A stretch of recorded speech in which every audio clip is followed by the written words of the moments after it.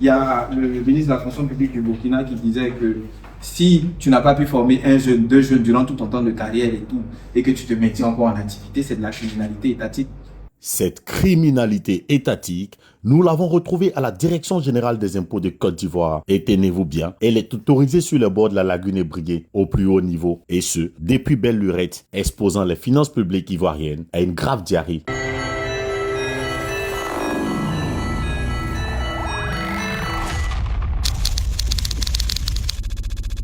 On peut manger le foutou couché réchauffé de la veille, mais pas plus. Sauf qu'à la Direction générale des impôts, l'État mange du foutou couché non réchauffé d'1 an, 2 ans, voire plus. Et ça, les syndicats de la CODIDGI n'en veulent plus. Raison pour laquelle ils ont animé une conférence de presse le 12 décembre 2024 pour dénoncer ce risque d'intoxication alimentaire constant des finances publiques. Vous avez des gens dont l'âge de retraite est passé de 10-15 ans qui sont à la DG, ça n'a pas de sens. Voilà. Et puis, on doit s'atteler à des questions qui sont vraiment essentielles. Venir négocier pour que quelqu'un dont l'âge de retraite est arrivé, la seule chose qu'ils peuvent bénéficier, c'est d'écrire au président de la République qui va prendre un décret spécial pour eux, pour leur dire « Monsieur, je t'accorde 2 ans ». C'est ce décret-là qu'on souhaite que le président de la République ne prenne pas, parce qu'il y a 3000 personnes qui peuvent occuper leur place. Alors nous en appelons au président de la République lui-même. Il n'est pas question de renouveler le temps de travail de qui que ce soit. 1959-2024, ça fait 35 ans pour les 4A. Quand on fait moins 5, on se retrouve à ceux qui doivent faire 30 ans. Les périodes sont arrivées, il faut que les gens s'en aillent. Il y a trop de chômeurs en Côte d'Ivoire. Il faut permettre à nos jeunes frères de pouvoir intégrer le système. En effet, certains cadres de la Direction générale des impôts, en âge d'aller à la retraite, ont recours au chef de l'État pour se maintenir en fonction, sur la base d'une loi autorisant le président à maintenir des retraités en service par manque de compétences. Sauf qu'à ce jour, aux impôts, il y a 7000 agents, dont 3000 cadres supérieurs, prêts à prendre le relais de ces retraités. Ceux qui ont osé dénoncer cette criminalité étatique ont compris que ces auteurs ne sont pas prêts de lâcher l'affaire.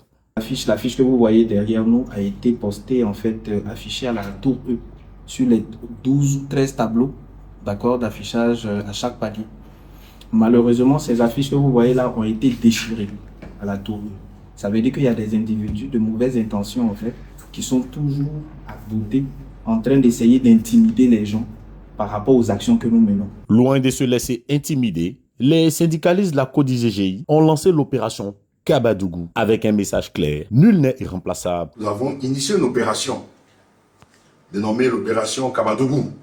La OA est la OA. Laisse-leur. Tu as fait ton temps, tu as travaillé pendant au moins 30 ans.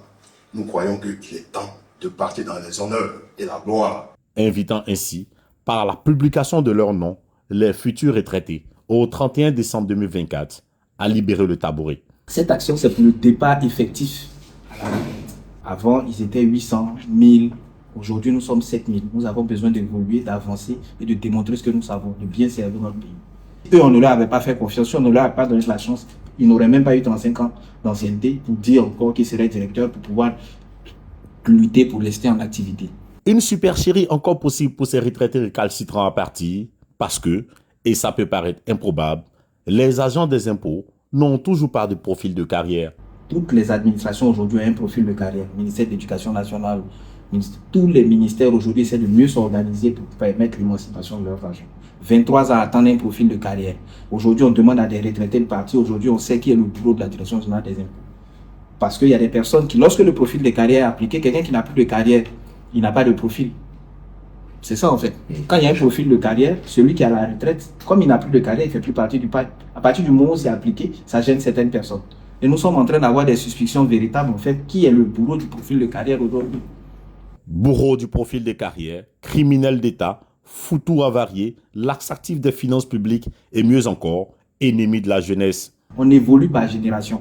Notre génération, c'est la génération de la digitalisation. C'est notre ère, c'est notre temps. Alors il est souhaitable de nous donner des manettes pour qu'on puisse démontrer ce qu'on veut.